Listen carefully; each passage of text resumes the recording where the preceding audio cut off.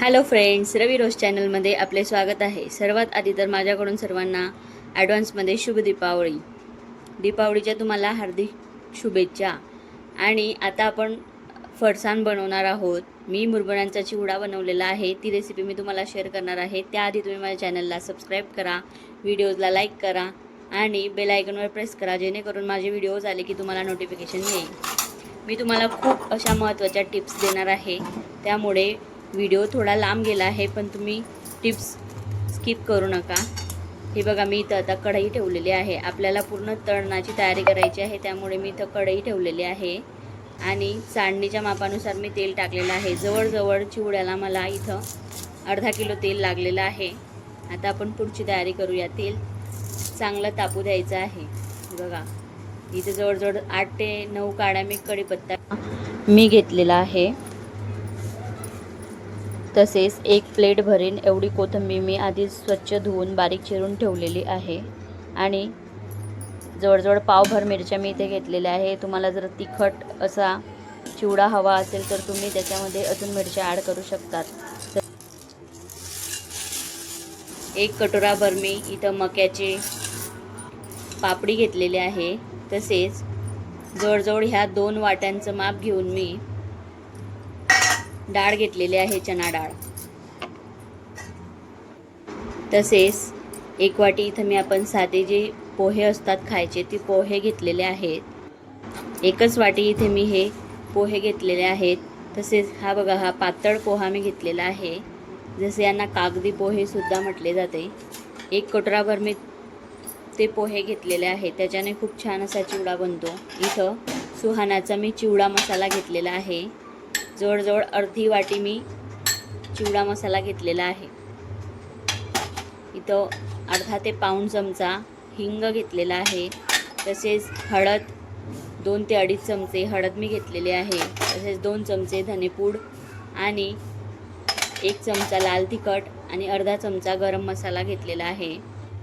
तसेच आपल्याला चवीनुसार मीठ याच्यामध्ये वापरायचे आहे. आणि कोरडं खोबरं जे असतं, त्या खोबऱ्याची अख्खी 1 वाटी मी अशी बारीक चिरून घेतलेली आहे, लांब लांब.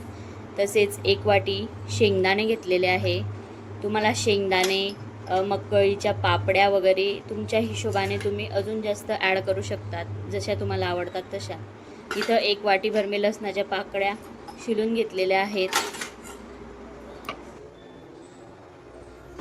तसेच पिठी साखर मी इथं घेतलेली आहे चिवडा चटपटीत बनवायसाठी. मी तुम्हाला सांगते पुढे किती आपल्याला ते घालायचे आहे. इथं आता आपण मुरमुरे मोजून घेऊयात. बऱ्याच जणांकडे माप नसतात, त्यामुळे मी कटोऱ्याच्या मापाने तुम्हाला अंदाज सांगते आहे. जवळजवळ 3, 4, जवळजवळ 5 कटोरे हा माप आहे. आणि वरती तुम्ही जर अजून काही वाढवणार आहात तर त्या हिशोबाने तुम्हाला बाकीचे मसालेसुद्धा वाढवावे लागतील. मी 5 कटोऱ्यांच्या हिशोबाने तुम्हाला सांगते आहे. हे बघा, जवळजवळ 1 कटोऱ्यापेक्षा कमी मी इथं शेव घेतलेली आहेत. हे आपल्याला चांगले मिक्स करून घ्यायचे आहे. शेव मी इथं जास्त नाही घातली, कारण आपल्याकडे अजून त्याच्यामध्ये भरपूर काही गोष्टी ॲड होणार आहेत. आणि लसणाच्या पाकळ्या आपल्याला लाटण्याने लाटून घ्यायच्या आहे, मिक्सरमध्ये बारीक करायच्या नाही. हे बघा, लाटण्याने लसूण अख्खा राहतो आणि त्याची सालही तशी राहते. आपल्याला पूर्णपणे लसणाची साल काढायची नाही. याच्याने खूप छान अशी टेस्ट येते. हे बघा, सर्व आपण व्यवस्थित अशा लाटण्याने लाटून घ्यायचे आहे. जास्त आपल्याला त्याचा भुगा करायचा नाही. जवळजवळ 1 वाटी लसणाच्या मी पाकळ्या काढून ठेवलेल्या होत्या. आपल्याला त्याची पूर्णपणे साल काढायची नाही चिवडा बनवताना, हे मात्र लक्षात ठेवायचं. हे बघा, जवळजवळ 1 वाटी पूर्ण भरलेली आहे. आता तेल गरम झालेलं आहे. आपल्याला सर्वात आधी खोबऱ्याचे जे आपण काप केलेले आहेत तेच तळून घ्यायचे आहे, कारण तेव्हा तेल जास्त गरम नसतं. हे काप जर आपण जास्त गरम तेलात टाकले तर ते नरम होऊन जातात व चिवडासुद्धा आपला थोडासा असा वातूड लागायला लागतो. त्यामुळे हे काप तळताना आपल्याला जास्त गरम तेलामध्ये टाकायचे नाही. हे बघा, असे लालसर होईपर्यंत आपण ते तळून घेतलेले आहे. आता आपण ते अशा चिवड्यावर टाकून देऊया. आता 1 वाटी इथं शेंगदाणे मी घेतलेले आहेत. शेंगदाणेसुद्धा आपल्याला लालसर असे खरपूस होईपर्यंत तळून घ्यायचे आहेत. ते चालवत राहायचे आहे जेणेकरून ते जास्त जळणार नाहीत.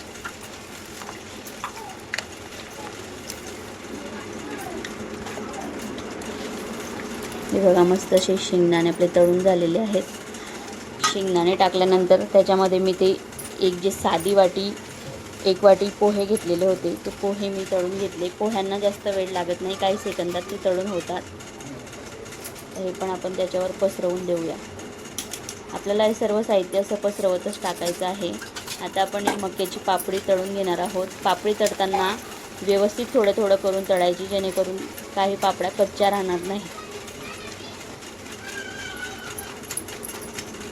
थोडा वेळ लागला तर चालेल, पण आपल्याला पापडी तळताना घाई करायची नाही.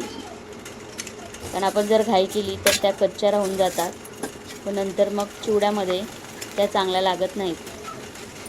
आता एक एक करून मी इथं जवळजवळ कटोराभर पापड्या तळून घेतलेल्या आहे. तुम्हाला जर ह्या पापड्या जास्त आवडत असतील तर तुम्ही अजून जास्त ॲड करू शकतात. मक्याची पापडी, शेंगदाणे, तुम्हाला अजून ड्रायफ्रूट्स, काजू वगैरे ॲड करायचे असतील तर तुम्ही ते ॲड करू शकता. जवळजवळ 2 वाटीचं माप घेऊन मी तुम्हाला डाळ दाखवलेली होती, चणा डाळ. ती पण आपल्याला तेलामध्ये थोडीशी खरपूस होईपर्यंत तळून घ्यायची आहे. ही डाळसुद्धा आपल्याला जास्त वेळ तळायची नाही, नाहीतर ती सुद्धा जळून जाते.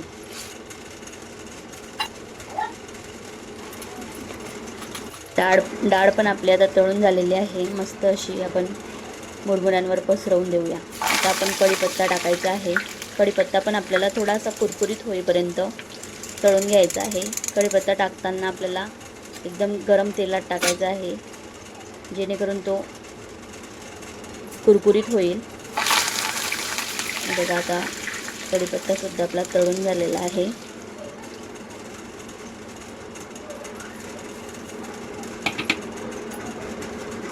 आता जो लसूण आपण लाटून घेतलेला होता तो लसूण आपल्याला तेलामध्ये टाकायचा आहे. लसूण मात्र आपल्याला एकदम कुरकुरीत होईपर्यंत तळायचा आहे. जर आपण लसूण कच्चा ठेवला किंवा नरम ठेवला तर मग आपला चिवडा जास्त दिवस कुरकुरीत राहणार नाही. त्यामुळे लसूणसुद्धा आपल्याला जास्त वेळ तळून घ्यायचा आहे. आता इथं मी मिरच्यांचे काप केलेले आहेत. तुमच्या हिशोबाने तुम्ही मिरच्या तुम्हाला हव्या त्या आकाराच्या तुम्ही काटू शकतात. हे बघा इथं मिरच्यासुद्धा आपल्याला लालसर होऊ द्यायच्या आहे व कुरकुरीत होऊ द्यायच्या आहे. या मिरच्यासुद्धा जर नरम राहिल्या तर मग आपला चिवडा कुरकुरीत राहत नाही. या महत्त्वाच्या टिप्स मी तुम्हाला देते आहे.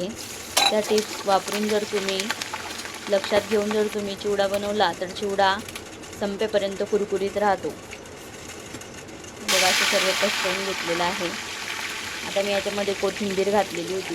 कोथिंबीरसुद्धा आपल्याला कुरकुरीत होईपर्यंत तळून घ्यायची आहे. कोथिंबीरसुद्धा आपली तळून झालेली आहे.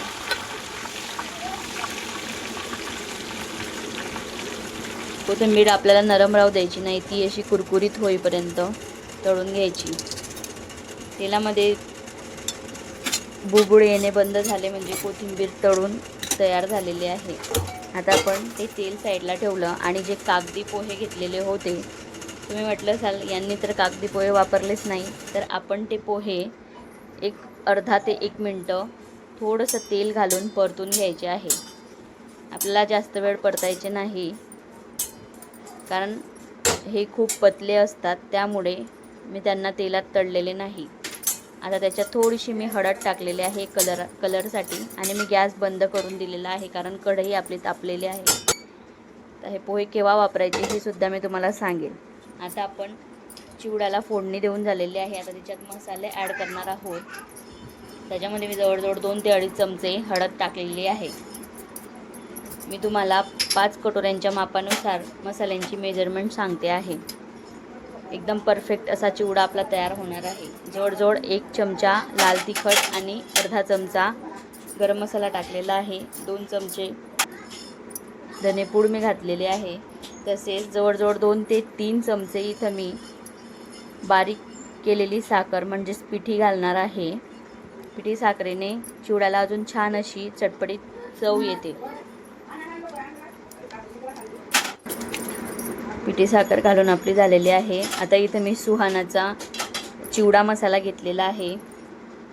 आपण आता हा मसाला पूर्ण सगळीकडे पसरवून असा टाकून घेऊया। आपल्याला हे सर्व मसाले टाकताना सर्वकडे पसरवूनच टाकायचे आहे। बघा पूर्ण अर्धा वाटी चिवडा मी याच्यामध्ये घातलेला आहे। जवळजवळ अर्धा ते पाऊण चमचा हिंग मी घालणार आहे, पण शेवटी आपल्याला तो घालायचा आहे। आता इथं चवीनुसार मी मीठ टाकलेलं आहे। मीठ थोडं कमीच वापरायचं, कारण चिवड्यामध्ये ऑलरेडी मीठ असतं। हे बघा, हिंग मी सर्वात शेवटी घालणार आहे। आता आपण जे तेल आपण तळून घेतलेलं होतं, सर्व इन्ग्रेडियंट्स ज्याच्यात आपण तळलेले आहेत ते तेल चांगलं गरम करून आपल्याला याच्यावर टाकायचं आहे।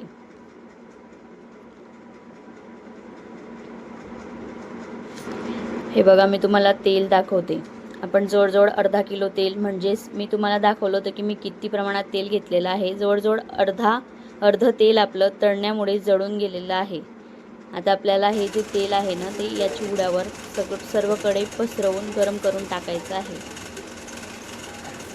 खालचा तेलाचा सर्वात जास्त खालचा जो गाड आहे हा टाकायचा नाही, कारण तो जळालेला असतो फार। बघा, इथं तेल सुद्धा मी वाया जाऊ दिलेलं नाही। आता सर्व असं गरम गरमच एकजीव करून घेऊया। चिवडा कालवताना 2 चमच्यांच्या सहाय्याने मी कालवते आहे। आता ते जे पोहे आपले होते भाजलेले पतले पोहे, ते पोहे मी आता शेवटी घातलेले आहे। आता आपल्याला सर्व चिवडा एकदम व्यवस्थित असा मिक्स करून घ्यायचा आहे। बघा किती छान असा कुरकुरीत आवाज येतोय। आधी देवाचा मान, मग आपला। घरातही सर्वांना खूप याची टेस्ट आवडली आहे। तुम्हाला शॉर्ट्समध्ये तर दिसलंच असेल, माझ्या सासूबाईंना सुद्धा खूप आवडलेलं आहे। तुम्हाला जर ही रेसिपी आवडली असेल तर प्लीज माझ्या चॅनलला व्हिजिट द्या, माझ्या व्हिडिओजला सपोर्ट करा। व्हिडिओ आवडला असेल तर लाईक करा, चॅनलला सबस्क्राईब करा आणि शेअर करा। Thank you for watching.